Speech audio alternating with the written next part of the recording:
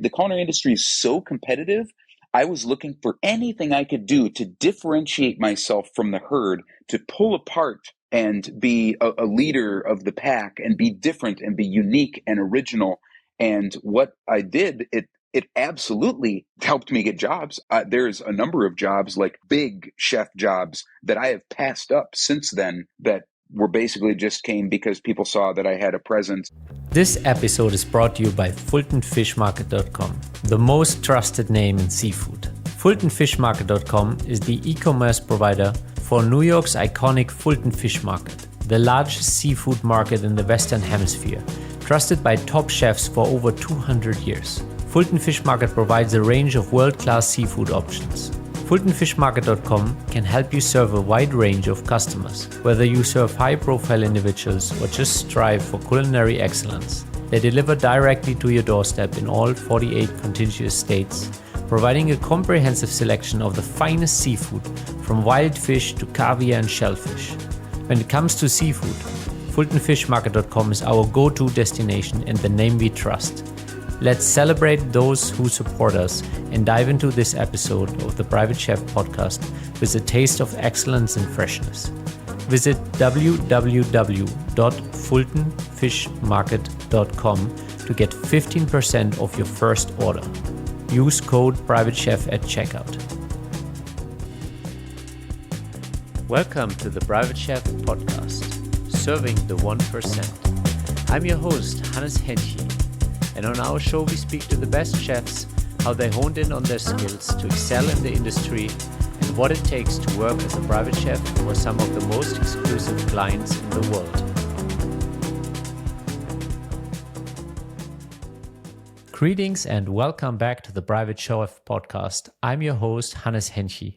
And today is a special episode where we are about to embark on an exciting journey into the world of foraging. Joining us today is none other than the esteemed Forager chef, Alan Bergo, a recipient of the prestigious James Beard Award. Alan is not only the author of the Forager Chef's Book of Flora, but also the host of The Wild Harvest. His personal journey is nothing short of inspiring, showcasing how he conquered numerous challenges to emerge triumphant by following his passion and pouring his heart into it. Alan has now cultivated a massive online following through his website, Forager Chef, which attracts millions of visitors every year. His culinary playground is the untamed wilderness where he works his magic. Without further ado, let's dive straight into this episode. Welcome, Chef. Hey, thanks for having me. Yeah, of course. When I first stumbled over your work online, I was so amazed. One, I'm just personally so inclined to find space in nature, to connect with nature, whether it's foraging, when I'm out with my aunt, or when I'm just taking a walk. And, it's always been a very healthy and positive space for me. And kind of learning about your own journey, I see the same thing, how nature really gave you the space and the positive impact in your life. And I mean, now you're basically at a point where it allows you to live your passion. How did that all come about from your original culinary journey? Oh, yeah, it's kind of a long story. So what happened is I had been cooking forever. I cooked in restaurants for like 15 years, and I was always interested in like farm-to-table cuisine. First, I worked in Italian restaurants, then French restaurants, and then I got to like farm-to-table restaurants, and that was kind of like the change. I worked at a place where the menu changed every single day, and I was able to write a brand new menu with all of these ingredients. And that was kind of like, it was life-changing, because there's really no restaurant that I know of where the line cooks or a sous chef like me are able to write a brand new menu every single day from the ground up. And we only used ingredients from within 200 miles of the restaurant. So now I started to see all kinds of different wild and highly seasonal ingredients come in. And these are things I'd never cooked with before. And that's like catnip for a chef. Like, we always want the new ingredient. What's the new thing? And I'm a very curious person. So it really, really resonated with me. And I was amazed at these products and the price that they commanded. We paid more for nettles than we did for any type of heirloom lettuce or any other vegetable. We pay like $10 to $12 a pound. That's good money. And mushrooms too. Obviously, mushrooms were like my gateway drug into wild food. And one day after I had cooked a chicken of the woods and put it on the menu, I was out playing disc golf before I went into the kitchen, and I saw a chicken of the woods. And that's the moment I tell people, it's like the light went on, and I was like, oh, you know what? This is not some unattainable, crazy secret thing. This is about being at the right place at the right time when there has been some rain, and sometimes when there hasn't been some rain. And from there, I took the chicken home, asked my chef, like, hey, is this what it is? And I tried it, and it was delicious. And then I bought myself every piece of mushroom literature that I could possibly find. And I would read them after I was out of the kitchen, before I went into the kitchen. And then sometimes you go out and you don't find mushrooms. So I was like, I wonder what all these plants are. And then I started to teach myself about plants. And then I got involved with probably the leading forager in North America, who lives about 2 hours from me. And he is now a good friend of mine. His name is Sam Thayer. So Sam put me on my track to learning new plants at this, and increased my learning with plants exponentially. Every time I see Sam, it's like I learn 2, 3, 4, 5 new plants. And that it was like speed learning, surrounding myself with experts. First I did that. I surrounded myself with experts in the culinary field. The restaurant I was at, Heartland, we were nominated for the James Beard like 6 consecutive years in a row. Chef was. And then I started working with Sam, and I'm also good friends with Hennche, who is kind of a who body in the hunting and fishing and foraging world here in the United States and all over. Yeah. And I think it's also when a mentor finds a student who is willing to drink from the fire hose, that's when they also light up, when they have somebody to really pour themselves into. And I think that's where the magic happens, where kind of the disciple meets the master. Yeah, and I see that. So I see that in myself now, because now there's people that are like 10 years younger than me getting into the foraging world, and they'll look up to me and reach out to me, and I feel honored and blessed to be able to like pass on information that I got from the same people, the same kind of people from my mentors, to do the same thing and to pay it forward to the next generation. I mean, it's very rewarding. Yeah, I feel the same way. That's kind of what this podcast is all about, is to share the knowledge that, you, me, people that come on here have gathered and shared with somebody who's just, just all it takes is like 10 years younger, somebody who's just getting started in their career. And it's incredibly rewarding. I think it's one of the most fulfilling feelings to be able to help somebody, achieve what they're trying to learn, maybe not go through the same hardship, kind of give them a little bit of a hint and like, hey, this can be done like this can be looked up here, or different things that we can pass on given the experience we had. Absolutely. So you've worked on shows and books, and what was your favorite form of expressing all of the knowledge that you gathered over the years? Oh, man. So by far and away, working on the show that we did during the pandemic that won the James Beard Award and 2 Taste Awards. And it was the coolest project. My good friend now, the videographer, reached out to me and he said, hey, I've been following your stuff for a little while. All the companies have like stopped filming because of the pandemic. This is right when lockdown happened. And he said, what do you think about filming a show, just the 2 of us outside cooking, as a way to like, invite people outside, because it's a safe place to go, and to help people, to make something that was also very artistic and beautiful, to inspire people in a time when things were scary and unknown, to give people an escape. And we did it, just the 2 of us. We got a little loan to have an editor. But what we would do is we did like 6 episodes, and each one I bent over backward to get these done. I would make all new recipes for like an appetizer, an entree, and a dessert for each one that we did. And they were loosely tied to the seasons. And the way that we filmed it, we would have the editor turn it around really quick so that when the episode came out, the people could go outside that day and gather everything in the show and make it. Yeah, so we would film and edit the episodes and release them in a week. And the only marketing was my Facebook page and Vimeo. And for it to win the accolades that it has was just incredible because there was no corporate oversight. There wasn't someone in LA, like, you know, Yeah.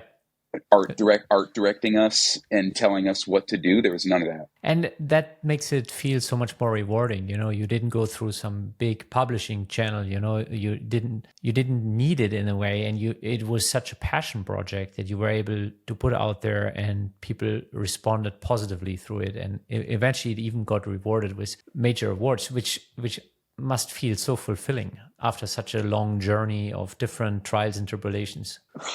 Oh yeah. I mean, I had filmed already 3 different TV pilots with different people before I met Jesse and before we filmed this. So the goal was always to bring it to a wider audience, and we were able to do that for a time. But yeah, it was the most like creatively rewarding thing that I've ever done, and I don't think there will ever be a show like it. Nice. So you're currently working on your next book. What are some of the challenges? What is the next iteration about that you're working on? Oh my God. So my next book will be all on mushrooms. My first book was all on plants and herbs and also vegetables and starches and nuts. So kind of like the vegetal portion of my life. Originally, I was going to write about everything I do in one book. And I quickly saw like, whoa, this is way too much information for one book. Yeah. This is like 4 books. So we cut the fruit chapter out of that first book. That's going to be a separate book down the line somewhere. And then I've been promising people for years, people know me for mushrooms. And it was a little strange when my first book was on plants. Also, I think speaks to the broad array of things that I can speak to at a high level. But I promised I would do the mushroom book next, but the challenges are many. So I do all of my photography myself. A lot of authors are almost expected to do that now. It's kind of silly. Like there's no photography budget. I have a small indie publisher. Unless you're getting a deal through like Simon and Schuster, it's difficult to do books. And then there's also like, oh, maybe it should be self-published. Self-publishing is a completely different animal. Yeah. Just figuring out the format, figuring out the mushroom book's way more competitive. There's a lot of mushroom books on the market. So I'm really trying to figure out now, I'm in the brainstorming phase. Like I have an outline, but I'm trying to figure out what's going to set it apart. What would make it the best? What is the ultimate book on wild mushrooms? And the question that I posed to myself when I was writing my first one, well, the kind of more of like a statement, like a mantra, is write the book that you want to read. And figuring out exactly what that is, and also how to make it so it serves people in a really useful way, is difficult. Yeah. And sometimes that could be a double-edged sword. Like, obviously it's like the most beautiful part where you do what you really want for yourself and you put it into existence, and then it's so rewarding when others also want it and, it serves people. But it could also be that you did something that is mainly for yourself and doesn't really reach too many people. Yeah, that's also true. Yeah. It's kind of a journey for ourselves where it's a dance where we create something that's as close to expressing our passion, our knowledge as possible, where we find that thing that we would want in this world to exist, but at the same time reach a certain scale of service that we would like to touch. Because as you said, you've always thought about bringing it to a wider audience. Yeah, absolutely. Yeah. And I was always wondering, so one of my friends, he's a photographer, and he always asked me, he's like, let's make a cookbook. And I was always like wondering, like, why would anybody pick up my cookbook? Because I'm not Daniel Boulou in that sense. Or it's like, but I've spoken to a range of different chefs now that have also self-published their books. And in their own ways, they made it work. I would say there's very few like big brands that can actually push millions of copies. But there's some chefs who brought out limited editions, and they self-published them, and they brought them out in a way where they were doing cooking events and different events around the book. And then they had really good margins on the book because they brought them to the events and there was no middleman. But overall, I think it could be pretty challenging, right? Like what's your idea on bringing the book out into the market? And you did mention that you have a kind of small independent publisher there. Yeah, well, this will also kind of explain like why I haven't dedicated all of my time to writing my next book yet. is, if you have a publisher, unless you have a following of like, hundreds of thousands or millions of people, writing books is not a money-making enterprise. Like, Yeah. I can say that I'm an author. That doesn't mean I make money selling books. I have two friends who are legitimate celebrities, and Sam Thayer and Hank Shaw, they both self-publish. So they're able to support themselves, in many different ways, but self-publishing makes that a lot more feasible. I just had a talk with a chef from Reddit the other day who was like, I'm going to publish this book. A lot of people want to publish books about food. And I said, well, hold up a little bit. He's like, what'd you get for an advance? And I said, I refused an advance because I would have got about $3,000, if that. So I negotiated higher royalties. That being said, the book came out about 3 years ago, and I think I got out of the hole for my costs for writing it last year. Yeah. Yeah. So I see books as, especially for chefs with like moderate sized followings, I see a book is a special key that opens doors. Yeah. That's kind of my take on it too. It's you can use it for certain things as an add-on. It's part of a brand. It can be part of so many different things. But even outside of the chef world, I think there's this crazy statistic where 95% of copies or books published don't sell more than 5,000 copies, something like that. It's like, it really puts things in perspective, how much of the stuff that's getting published is not being sold on a larger scale, which is kind of a niche.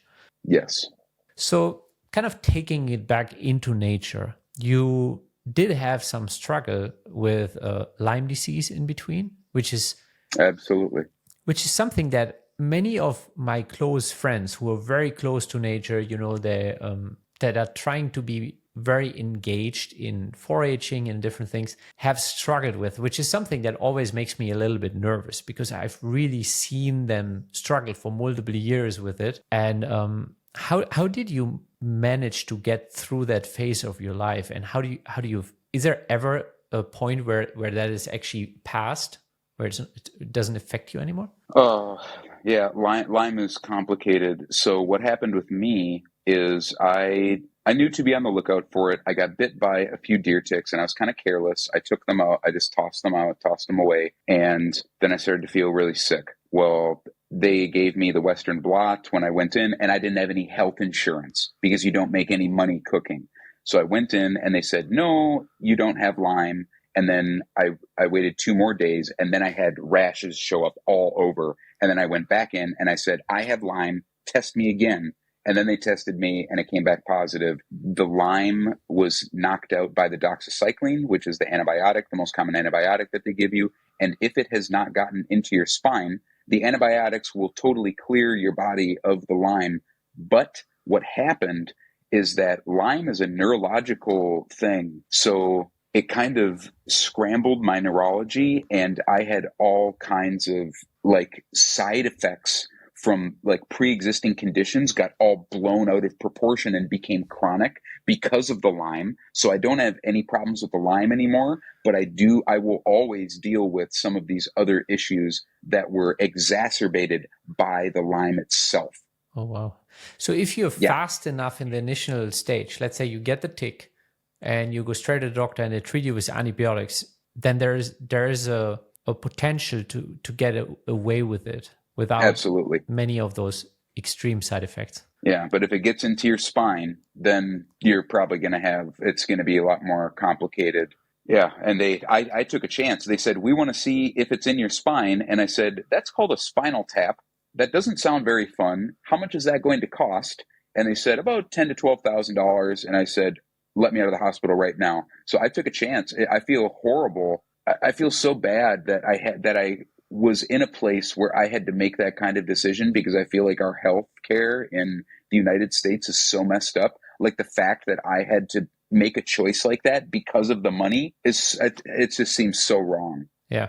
But that's besides the point. Well, it is and it isn't. One of the reasons I want people to become financially independent, one of the things that I care about is getting the best knowledge out there, not only when it comes to food, like foraging and things, is something that my heart is close to, but also is I want chefs to be financially independent for, this is just one of the reasons, but I also want chefs to be able to walk away from toxic jobs or toxic private chef positions, and work out of their passion, or turn something that's their passion project, like what you're doing right now, into their full-time occupation, where it financially makes sense. And I think with a little bit of education and planning, you can't really do it working in a restaurant. But skilled chefs like yourself that come from the restaurant space can spend a couple years in the private chef world and become financially independent there, and then work on whatever their passion project is. That's kind of one of the beliefs I hold. And it's one of the reasons I wanted to get these podcast series in total out, because I think when I originally came to New York, I was like as close to minimum wage as it gets. And I had, like, now in hindsight, I wonder how I even survived. Like, how did I make that happen on that little money, man? And obviously, I had to make choices like you. There were certain times where I did not go to the doctor. Like one time I had something in my eye, which I knew wasn't, but I knew I couldn't go to the doctor because I didn't have the couple $100 that they would ask me for. So just kind of lay down on the floor and hope that my... hope you don't go blind. Yeah, well, that it got rinsed out, which is what eventually happened. But it's so screwed up, right? It's what you said. Then you're like, and that's where I feel like, as chefs, we kind of have to huddle together and show each other best practices. I'm like, hey, you have this skill set. You've been worked like a horse in these restaurants for 10 years. You've not made any money and you weren't able to make a difference for your family yet. But there's different options, and I want people to know at least and make those choices for themselves before they just dump the chef job altogether and like, okay, I'm going to work for General Motors and I put screws somewhere because at least, I'm in a union and I can pay my bills. Yeah. Like the whole time I was at the greatest restaurant that I worked at, I was trying to leave because I knew that because the wage, I had to take a pay cut. I took a $2 pay cut just to go cook there. And I'm like, I can't live like this. I live under the poverty line. I had to move into my friend's basement and give up an apartment to work there. But working there taught me very important lessons, and it set me on the course that I was on to eventually leave the restaurants altogether and work for myself. But that resonates with me, what you're saying. Like I hear all of that, and I talk to people my friends are all still in the culinary industry, and I talk to them regularly about stuff like this. I was just talking to someone the other day, and they were asking me why I don't do as many events as I used to. And I was like, well, it's kind of easy. Like, they don't pay that much. I would rather do 2 massive events a year than a bunch of little ones where I'm going to make like $300 or $400 in an evening. Like, it's when you're like working out of your own house or something like that, it's hard to make ends meet doing little dinners and things like that. It's good to spread the word. It's good to get the word out, but figuring out different revenue streams is, I don't know, I feel like that is like a really important piece of the self-employment puzzle that chefs should consider, because those revenue streams may not involve cooking for other people. Like, I cook in my kitchen and take pictures of food on my porch, and it supports me completely. Yeah. Yeah. As you said before we went live, when I was kind of poking you if this is your ikigai, and you're like every day when you wake up you kind of have to poke yourself, realizing this is real, and that you can support yourself like that, and that's really also where I feel like it's important to share that with the chef community and be like, hey, you can do what you love to do, which might surround around food, and there's so many different avenues, and you said it, there's different streams of income here. Yes, you can support yourself with these parties, but it's not only in that. There's different creative ways, and I think now probably easier than ever before we can tap into that if we as a community come together and share, hey, this is what has worked for me. Sorry for the interruption, but we gotta share the news with you. Nothing fishy from FultonFishMarket.com. They're delivering world-class seafood from New York City's legendary Fulton Fish Market straight to your door. Their fishmongers have helped countless chefs get what they need when they need it for over 200 years. Trusting FultonFishMarket.com means their experts work tirelessly to make your day run smoothly. Let your cooking skills shine and elevate your dishes with amazing seafood from FultonFishMarket.com.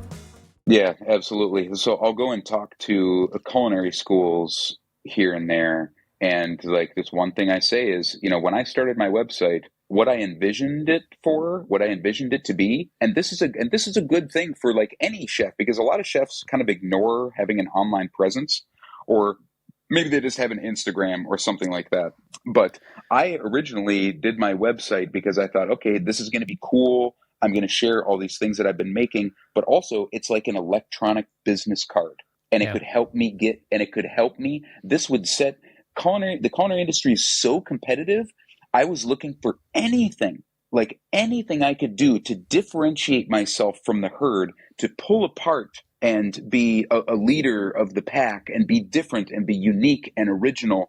And what I did, it absolutely, just having my website helped me get jobs. I could have, there's a number of jobs, like big chef jobs, that I have passed up since then, that were basically just came because people saw that I had a presence, and they saw like, oh, this is a chef, but he also has a website and things like this. We can see all this information about him. So just having like some sort of online home that's preferably a website and not just like Instagram or Facebook was extremely helpful for me. And if I wanted to, I could have used that to get all kinds of different jobs and stay in the culinary industry if I wanted, but I could have used it to get better and more high-powered, better paying jobs as well. Yeah. Well, I think there's one caveat to having the website itself is traffic. How did you go from, like we all do when we start out, having basically no daily visitors to having thousands of daily visitors? Well, it's a slow progression, and at first I just didn't care. All I did was I just wrote about things I thought were cool, and I wanted to build a site that was like, I wanted it to be like a playground for wild foods, where like here's a place that people could get lost and learn, like a maze. And that's exactly what I did, and it worked exactly like I wanted. The tech part is extremely frustrating sometimes, but I've figured out different ways around that. Oh my God. Like that's something, like there's no free lunch in this world, I tell you what. But eventually, if you are writing from a place of personal experience, if you have expertise on a subject, if you're writing about it online, you will get traffic. And this was also, over 10 years ago. So there was there's a lot less competition. The foraging world online, like almost didn't exist. There was a couple websites that talked about it, that talked about foraging. So I also got in at a good time, kind of like my friends that are famous on TikTok. They got in early on TikTok and, exploded, and now they have millions of followers. So it's a combination of a number of different things. But yeah, the traffic is, for me, it was just waiting, and I could see, but for the first couple of years, I did not even think about it. For the first probably like 6 months, I didn't even think people could see it. I thought it was like just my journal. Your personal journal. Oh, yeah. In a way, that's kind of the promise I made to myself with a podcast. I'm like, okay, if I do this, I'll do this for 5 years before I ever look back and evaluate if this is worthwhile. That is some dedication. But I felt like I'm actually surprised how quickly it went into the industry. And people liked it because, chefs appreciate to listen to and then I was also surprised how there was a inbound flow of jobs suddenly, similar to what you experienced. There's people approaching me for job offers that are bigger than many job offers I've gotten in the past. And that was really an aha moment for me, where I was like, okay, this is actually a very valuable endeavor, even though I can't quantify it right now. I found that so interesting because it kind of taught me the value of making yourself known. And it's something that wasn't natural to me, that I have to kind of go out there and kind of ring the bell. I'm like, hey, here's what we do. Here's what we care for. But the minute you start doing that, and as you said, you genuinely sharing knowledge, that you have a certain level of expertise and you're bringing other experts and you're building a platform for people to gather around, just like you said, the maze. And then you just have to, I guess, nurture it from there. And hopefully it grows into something very worthwhile for the community overall. Yeah, and I mean, there's certain things like I could tell I would get comments like, I didn't get comments all the time, but when I did, they were like, this is incredible. This is so helpful. Thank you, thank you, thank you, thank you. You get a couple comments like that, and it's a bellwether. And I got enough comments where I was like, this is really worthwhile, and I just need to keep at this, and I just can't. I'm just never going to give up. So for the past 10 and a half years, every single Saturday, I've put out a new article without repeating one a single time. So it's like staying with it and just you can never give up. But this is like, are you familiar with Seth Godin? He has This is the book. He has a book, This is Marketing. And I don't know for how many years, but I think he even does it on a daily basis. And he's like, just ship the work. He's like, you don't repeat it, you don't judge it, just do the work and be consistent, but it takes a certain person, like for example, Jimmy, Mr. Beast. The guy has obsessed about YouTube in a way that nobody before him has. And he's reaping results like nobody before him ever has. And in a similar way, that level of consistency that you're showing over 10 years, I would say to 99% of the people is unnatural. It's like the only thing that they do so frequently is maybe eating, going to the bathroom, and brushing their teeth, Yeah, it takes a special kind of person and a special sort of dedication, because it's like rain, sleet, or snow, whatever is going on in my life. And also, it also gives me it's something I can hang on to personally, because I know whatever happens, Friday night, I'm going to be putting the finishing touches on my article for Saturday morning. It's like, it is just, I built it into my life. I built it into my workflow. And I said, I will never give up. And what you see is a lot of people start because the barriers to entry, like podcasts, same thing with making any kind of content. A lot of people start and, they go strong for a few months, and then you see the fatigue start to set in a little bit. And then they're posting less frequently. And then instead of every week or twice a week or 3 times a week, they're posting once a month. And then it's once every 2 months. And then every 3. And then pretty soon they're gone. And that, I want to say 80% of the creators I see probably fall into that. And I completely understand. This is my life. I'm not married. I don't have kids. It takes a lot of time. It takes a lot of dedication. And just like working in the industry, it takes a lot of sacrifice. Yeah. I think around podcasts, the statistics are even worse than publishing. Most, I don't know. It's just a couple of weeks ago, I heard some stats. I can't really recall them. But it was something like way above 95% don't even get to 10 episodes. And it's like, wow.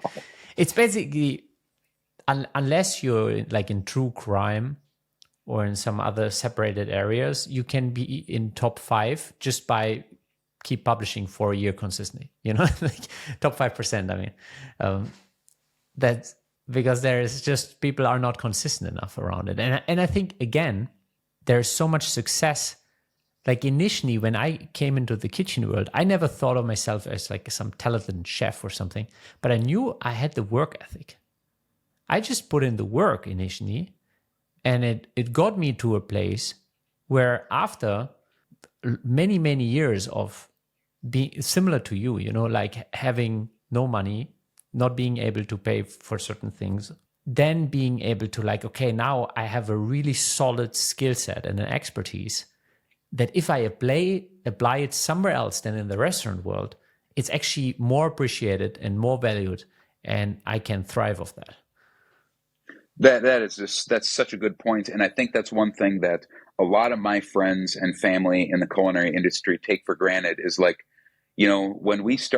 I first started and I went and worked at this crummy steakhouse back home, one of the most important lessons that I learned was just show up for work.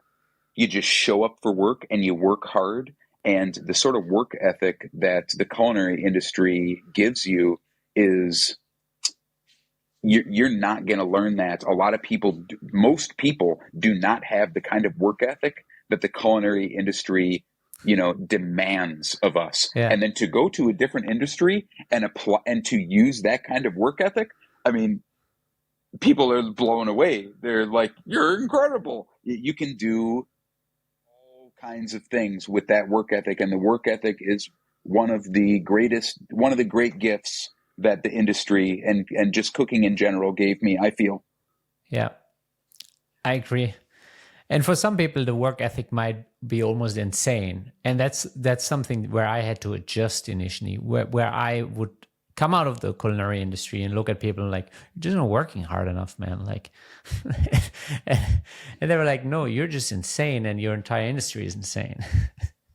Yeah, there is a bit of, like self crucifixion, flagellation, self sacrifice that goes on.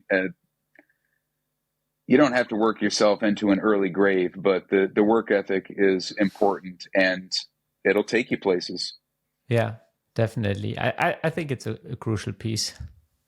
So, kind of taking it back to nature, taking it back to foraging after speaking so much about brand, entrepreneurial part, and the work ethic, can you share some of your favorite experiences and discoveries, like while being out in the woods, and like what really touches you when you're out there? Oh man, well, seeing the variation from year to year, and then like, okay, so in 2019 we had a really bad drought, and the droughts have been getting worse. And the drought was so bad that it was the first year since I started mushroom hunting that I didn't pick a single chanterelle. And then when I went to my wild blueberry patch, I didn't pick a single wild blueberry. Then the next 2 years, the harvests were great, but seeing the gluts of nature, seeing how much food is out there that can be there for you for free if you're there at the right time is just astonishing, and it's shocking, and it really puts into perspective just how important, like how useful and rewarding and important being in touch and attuned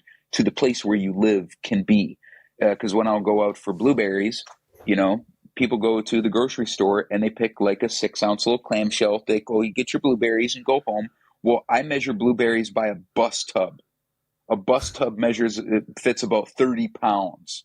Okay. So just to see this in nature, it was something that I could have never imagined, or to go out and pick, 30 or 40 pounds of mushrooms, like more mushrooms than I've ever seen it, like in a single afternoon, and then to go out a week later and not get anything. That kind of feast or famine, seeing and bearing witness to the gluts of nature, it just introduced me to a world that I had no idea how intricate and strong, also fragile, that we live in. And it made me appreciate food differently.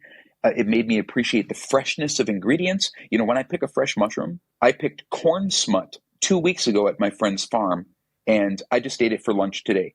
2 weeks. Yeah. The shelf life of ingredients that I pick, I have had salad greens, very specific greens, last for about 30 days in a restaurant fridge. I will have salad greens in my fridge last for at least 2 weeks if I pick them very fresh. Just the shelf life of things when you pick them fresh was another really fascinating thing that I think people that don't harvest ingredients from a garden or from the wild really would be impressed and kind of shocked by, because the food in our grocery stores is like, it's traveled so long to get here. I can Yeah, give you a great example on that one. So we just went to the fish market with a bunch of chefs, and there used to be this salmon from the Faroe Islands that I really used to love. But then they in order to cut cost, they stopped putting it on air fried. And now I just learned that same salmon from that same place, they're not freezing it, but it's like semi-freezing it. They're putting it in a state below just refrigeration, but not where it crystallizes yet. And then they're putting it on a boat for 13 days before it even comes to the market. And it's a fish we don't we don't buy it anymore because of that. But it's just amazing what the consumer doesn't know. And then, as a consumer, you buy fish and you think you have to eat it basically within a day or two, especially if your home fridge doesn't quite hold the temperature. You maybe have 2 days on your stuff. But if you catch your own fish, you can easily keep it for a week if you refrigerate it properly.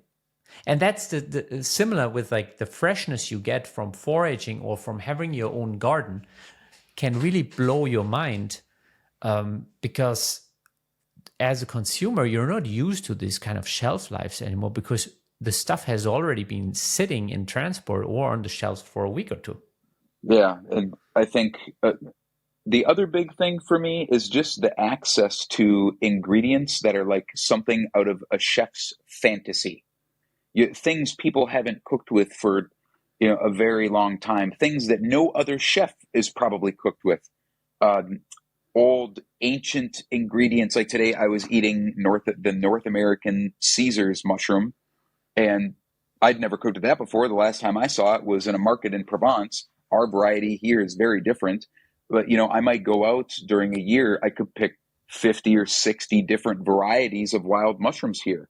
If I go to a mushroom purveyor, they're all going to be cultivated, Yeah. and many of them will. And there's probably 4 or 5 types, but just the variety, flavors, textures, and just incredible ingredients. It just blew me away. What are the rules about foraging in the US and bringing that into restaurants, kind of in terms of food safety?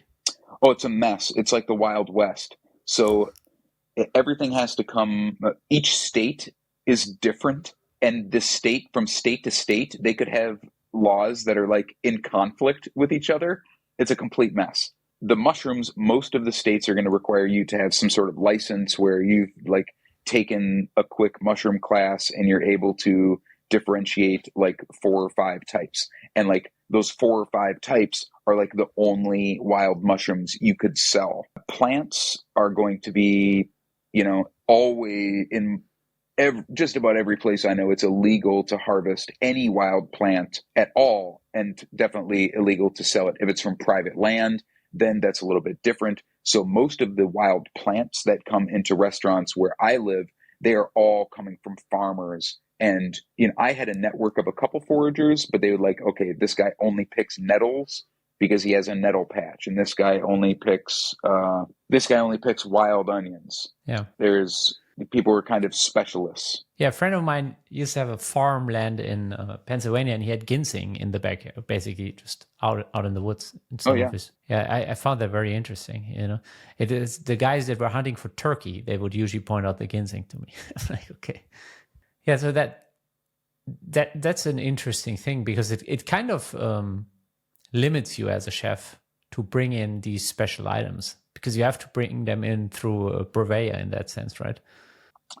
Yeah, so it's what you get is kind of limited. That's why when my restaurant, the last restaurant I was chef at, closed, I had access. I was living on my ex-girlfriend's 400-acre farm with all these huge tended gardens. I had access to so many ingredients I knew chefs would love that I worked out a side job where I just supplied a restaurant for a year as basically like a PR stunt. It didn't pay very much, but I also worked out a retainer agreement where it's not worth my time to like bring them a bag of lamb's quarters. So I said, you pay me X amount of dollars every week, and I'll just bring you as much as I possibly can. And you're lucky that I even bring you anything. That's how you have to phrase it. How did they feel about that retainer? Oh, the restaurants were fighting each other. And I said, I'm only working with one restaurant. So only one place. So I picked the one that I wanted to work with. I told them how much they were going to pay me, and then I brought them whatever I wanted. Not everyone will be able to do that. Yeah, how do you feel in terms of actual value over the season when I don't know, if you compare money received compared to pounds of food, do you think they got a good deal, or was it more like an overall PR marketing? Oh no, they got a great deal because they every day they would have multiple things on the item no other restaurant in town could possibly even source. Yeah. So that's really cool. The storytelling with the front of the house staff and the guests, they were able to really give a fantastic experience. It was more expensive for me because it was way too much labor. Yeah. That's why I couldn't keep doing it. It's too much labor. There's a chef I used to work with so he's originally from Germany, but he moved his restaurant to South Africa. And when he opened his restaurant in South Africa, I helped him open and train the local staff. And he was big into foraging. It was amazing. And sometimes we just walk down maybe towards the beach or somewhere, and he would know so many things that I've never seen, never heard of. And at night we would have it on the menu, and it would blow people's minds, including mine. Like it was just mind-boggling. First of all, what he knew, and not sure what the local laws about that were, but he just served just about anything he knew was edible. Yeah, that's great. Yeah, that was very special. That was an amazing chef to work with. And it's really those individuals in a chef's life that make you think different and make you look at it differently, where you don't just order from US Foods or something. And you go out there and relate to nature. And you used the word earlier, which is being in tune with nature. And I think this is, it's such an amazing step for mental health to get closer to nature and realize there are seasons for things, realize there's local abundance in certain time of the year. And, I think also exposing yourself to nature, being in the woods is extremely healthy for our physical and mental health.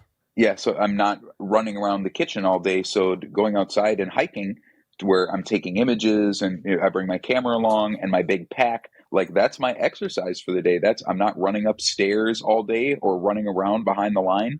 I make sure that I get outside, and that's like it's going to the gym, and it's great for my mental health. I get outside, I take a break.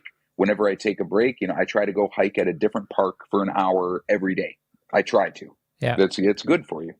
Yeah, definitely. I think that also kind of goes with the medical science of health. Like having that level of movement in your day will put you on a different trajectory over a lifetime than somebody who is either tied up at the stovetop in the kitchen or sedated to an office chair. Absolutely. Yeah. Well, Alan, since we've spoken about your books, your website, where can people find you, connect with you, find out more about what you're up to in the future? Well, a lot of people know me. I'm pretty active on Instagram, so that's at Forager Chef. I'm also on Facebook at Forager Chef. My website is foragerchef.com, and then the same thing on YouTube. And the best way to stay in touch is to go to the homepage and sign up for my weekly newsletter, like we talked about, that's been coming out new every weekend for the past 10 and a half years. How many more years to come? I don't know. As many as I possibly can.